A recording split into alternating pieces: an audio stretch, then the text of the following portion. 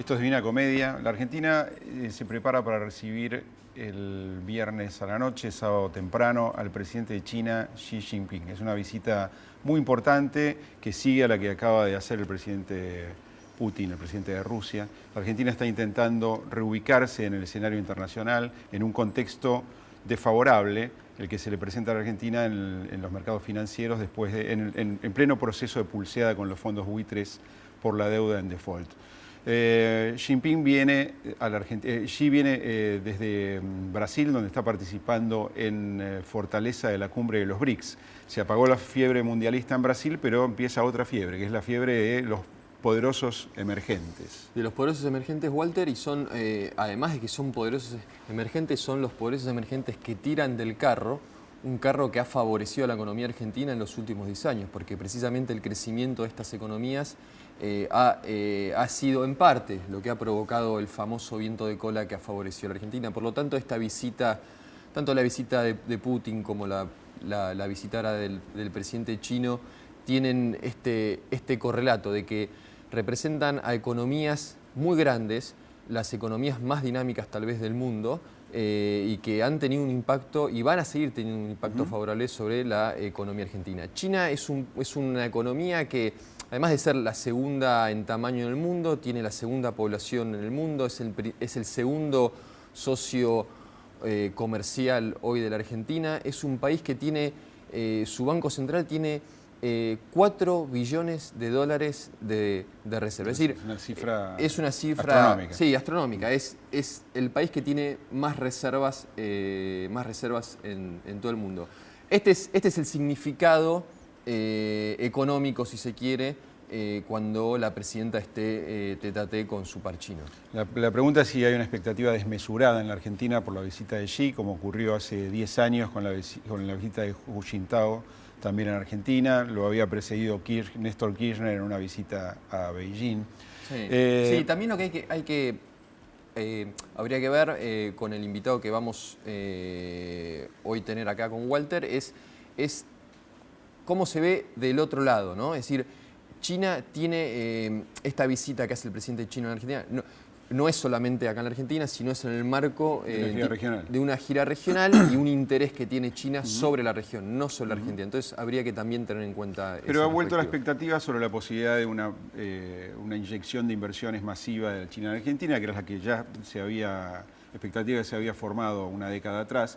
La relación se consolidó en realidad no tanto en cuanto a la llegada de capitales chinos, sino en el vínculo comercial entre China y la Argentina, ¿no? El segundo socio comercial, como decía Ezequiel, y un intercambio importante, 16.000 millones de dólares, con un fuerte déficit de cualquier manera para Argentina, ¿no? Un intercambio importante que que empezó siendo hace 10 años atrás superavitario y se transformó en deficitario. ¿Qué quiere decir? Que la Argentina hoy le compra más a China de lo que nosotros le vendemos, o, dicho de una manera más exacta, le compramos más valor agregado que lo que nosotros le vendemos. Nosotros le vendemos principalmente productos primarios. Tenemos un invitado que nos va a ayudar a entender este tema, pero además le vamos a preguntar sobre qué pasa en China. ¿Cuál es el proceso de transformación que se inició hace más de 3 décadas con Deng Xiaoping? ¿Hacia dónde va? ¿Qué pasa políticamente dentro de China? Es Sergio Cesarín, investigador del CONICET, es uno de las personas que más conoce sobre China y sobre la relación de China con América Latina. Lo vamos a tener en un momento, vamos a ver un informe sobre la relación, sobre todo con la Argentina, y vamos con el invitado.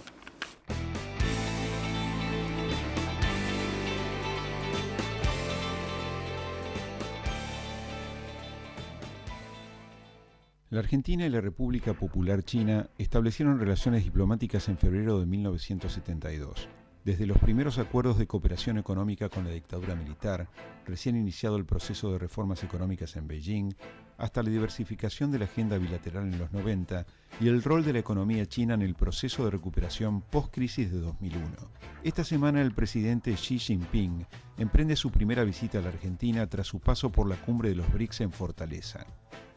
La expectativa es que esté dando comienzo una nueva etapa en la relación con China, la de las inversiones masivas en el país. En la última década, la relación se afincó en el vínculo comercial. China es, después de Brasil, el segundo principal mercado para los productos argentinos. El comercio se multiplicó por 4 y el intercambio llega hoy a unos 16.000 millones de dólares anuales. Sin embargo, La Argentina amesetó el ritmo de sus exportaciones y hoy registra un déficit en la balanza comercial de unos 5.000 millones de dólares. Otro punto flaco de la relación bilateral es en realidad un mal que alcanza a toda la región. Casi el 80% de los productos exportados a China desde América Latina son minerales, productos agrícolas y combustibles.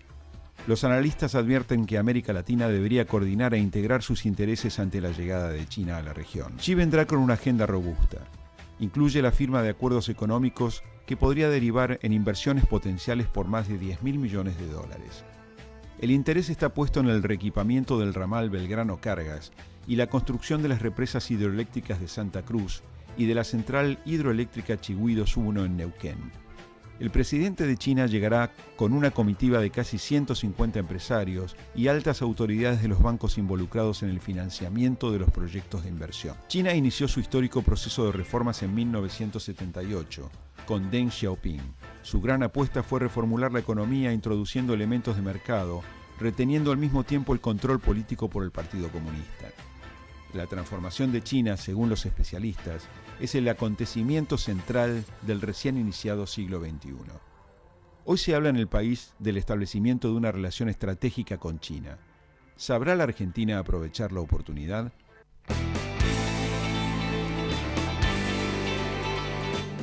La transformación de China es el acontecimiento central del comienzo del siglo XXI. Lo dijo Sergio Cesarín, que es nuestro invitado en Divina Comedia. Gracias, Sergio, por estar con nosotros. A ustedes por invitarme. Queremos preguntarte por la visita del presidente chino a la Argentina, una relación muy intensa por lo que se ve en la historia desde la dictadura militar. El dictador Videla estuvo en Pekín. Hay imágenes en YouTube interesantes para ver de Videla recorriendo la muralla china y siendo recibido por las autoridades. Queremos preguntarte en primer lugar sobre la situación de China. ¿Qué nos puedes contar sobre el proceso de transformaciones en China? ¿En qué dirección está yendo y qué expectativas hay acerca de sobre su dirección, tanto económica como política? Te diría tres cosas importantes.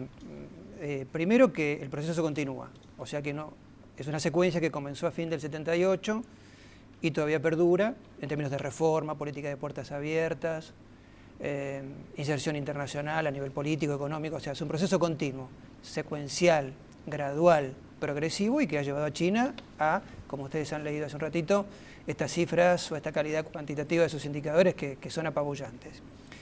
Lo segundo es la persistencia, como lo decía también ahora la introducción, de una dirección política que ha tenido matices en términos de cambio, de la vieja dirigencia con Deng Xiaoping a la cabeza a la actual dirigencia.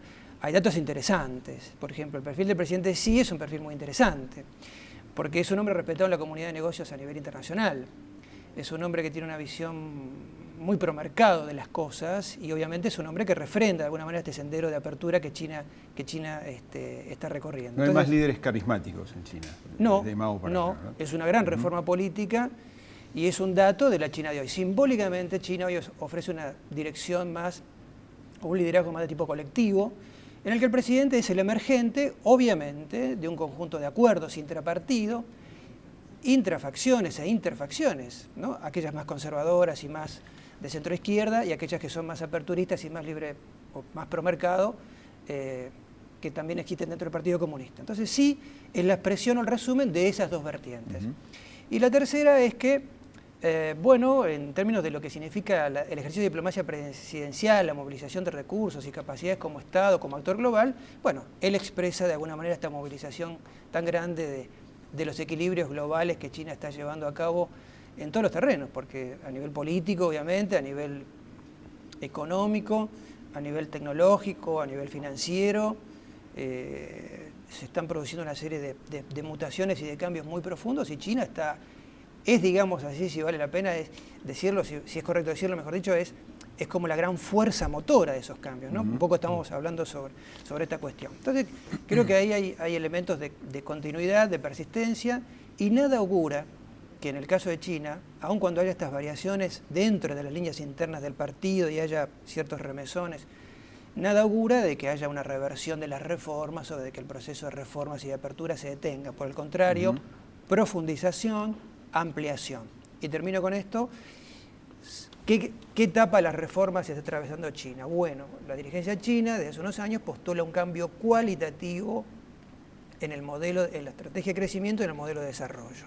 Es decir, pasar de tasas muy altas, que de alguna manera podían desequilibrar macroeconómicamente la situación, a tasas un poco más estables, a una reconversión del sector industrial y un giro más profundo hacia, bueno, empresas capital intensivas, menor dependencia de las exportaciones, más apoyo en términos de crecimiento y generación de riqueza en el mercado interno. O sea, estamos frente a un marco, a un cambio situacional interno que, bueno, es lo que estamos viendo de alguna manera con el indicador de crecimiento del PBI en estos años, que ronda el 7.5, 7.8, que son aproximadamente las tasas en las que China se quiere mover en estos años por venir.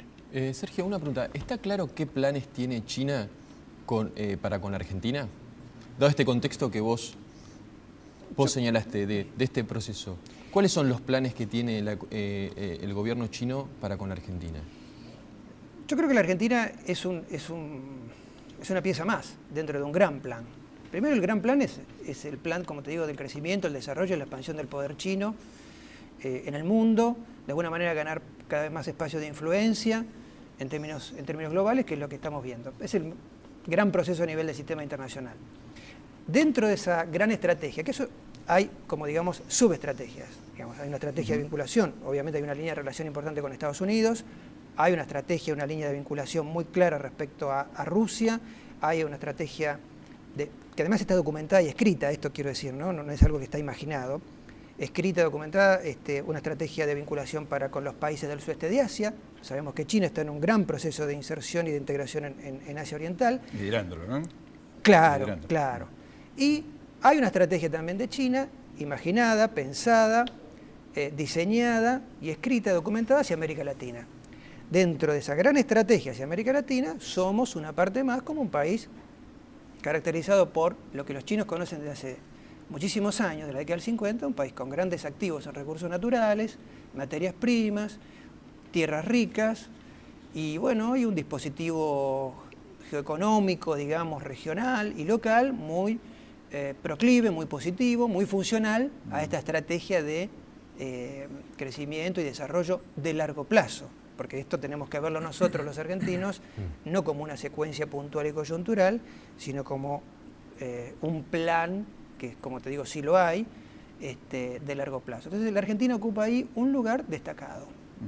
Y ahí aparece, bueno, esta connotación de asociación estratégica, de vinculación preferencial, de acercamiento político, cosa que evidentemente es distinto en términos cualitativos a lo que significa Brasil para China. Bueno. Pero si hay un plan, por eso te diría, a ver, para resumir, no sé si hay un plan respecto a la Argentina. Dentro del plan para la Argentina parece como un sucedáneo, como un subproducto de esta estrategia general que China tiene para con la región. Yo quería preguntarte algo para el próximo bloque, y es visto desde el otro lado del mostrador. ¿Cómo has visto el desarrollo de los diferentes gobiernos de la Argentina en la relación con China? Si se puede decir que hay una especie de política de Estado no explícita, pero de alguna forma sí consecutiva. En un minuto, ya volvemos.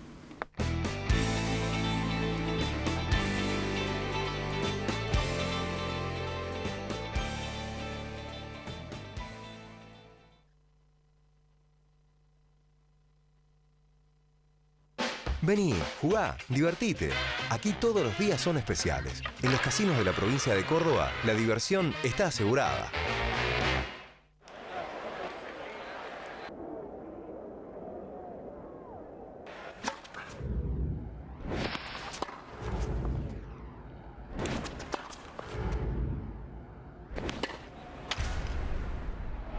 Nuevo Peugeot 308 Roland Garros te lleva a las emociones.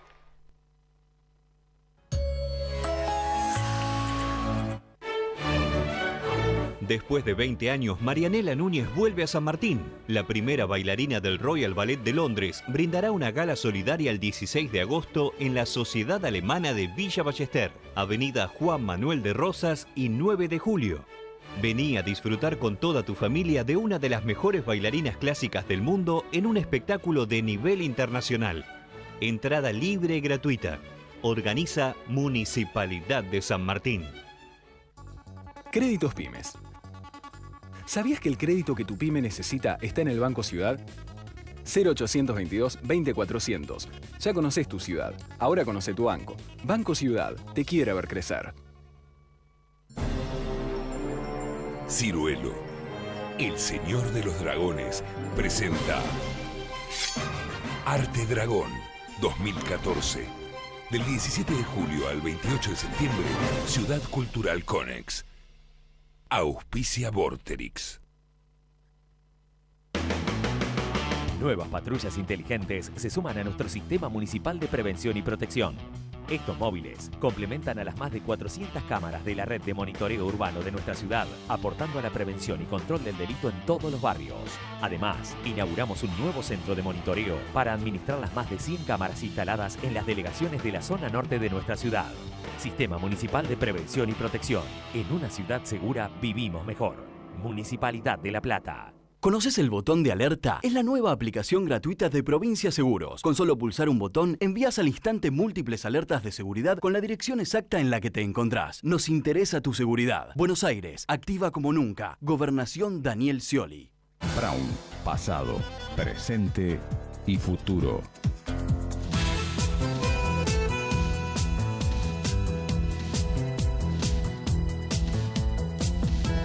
Almirante Brown, ciudad de las artes y las ideas.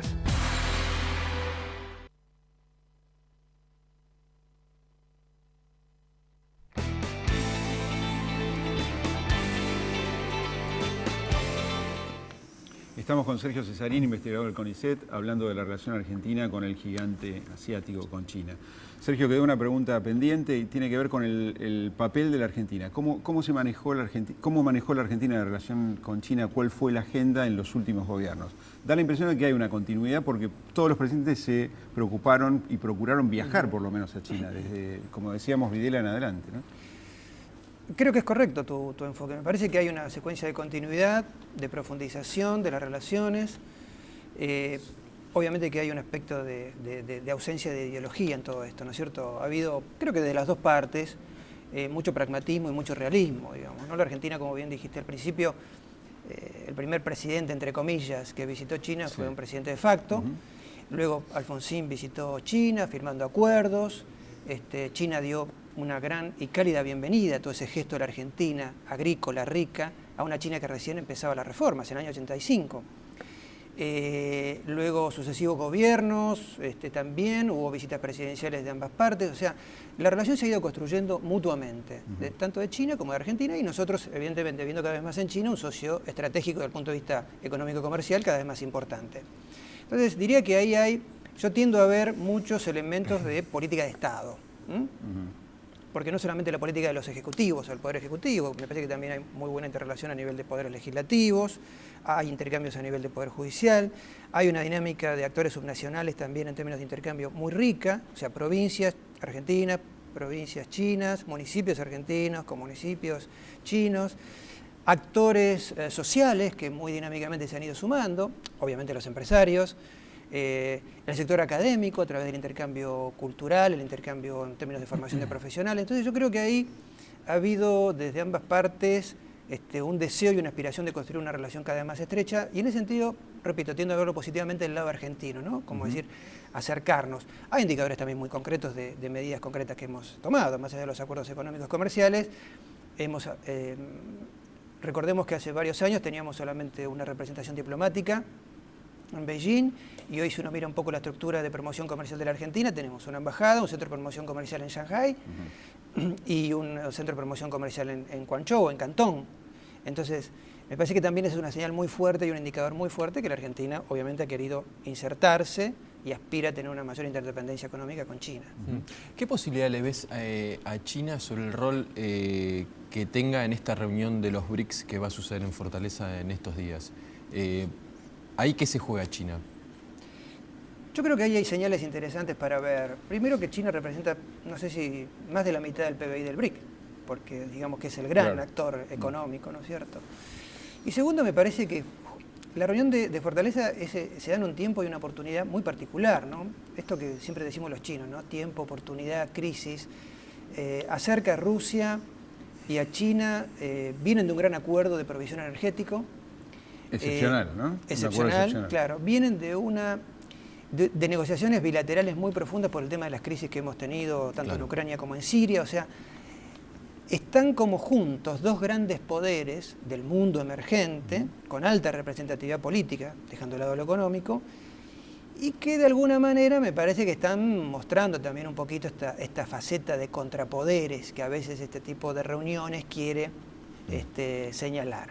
Entonces me parece que la expectativa de China es simplemente consolidar el papel central que tienen estos procesos, ocupa su posición fácticamente, empíricamente, por los datos, por su mismo peso específico, y porque de alguna manera está administrando de otra manera o ha profundizado, ha vuelto, digamos, a concatenar una relación muy estrecha con Rusia y bueno, y con Brasil. Es un país que tiene una gran cooperación en lo económico comercial.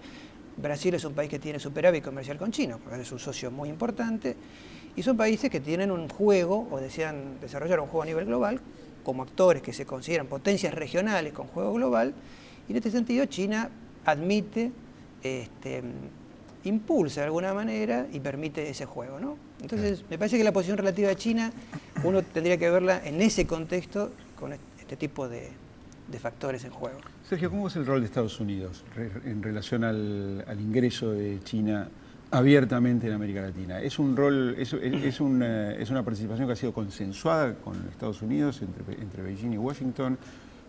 ¿Cómo lo definirías?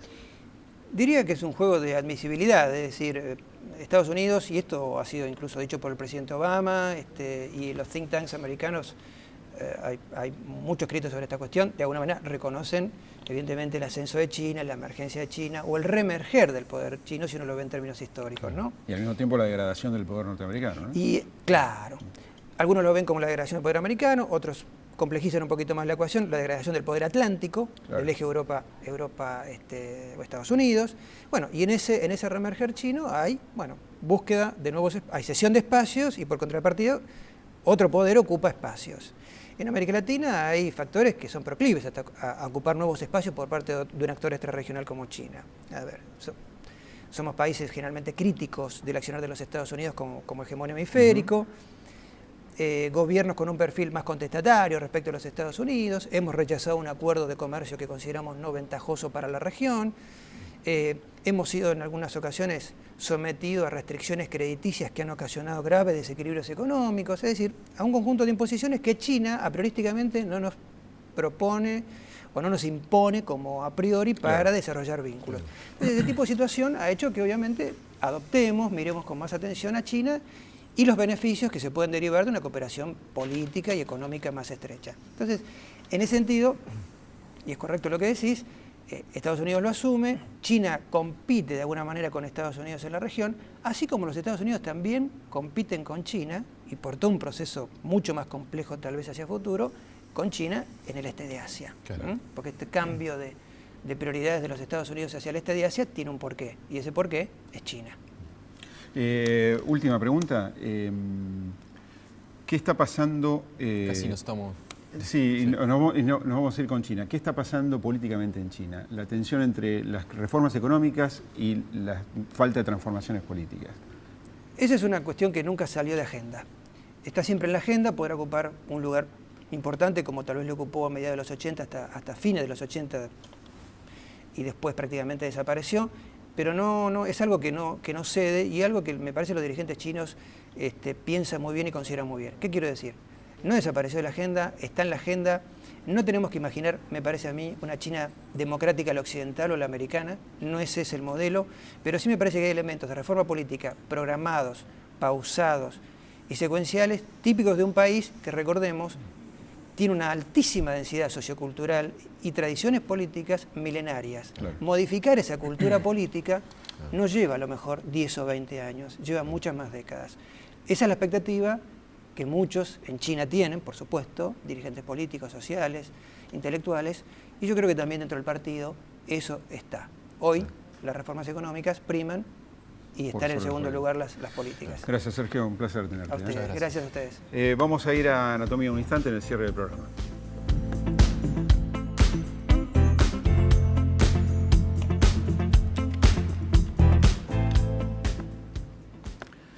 Ese señor es el ministro Roberto Lavagna. Esa foto es del 26 de febrero del año 2005.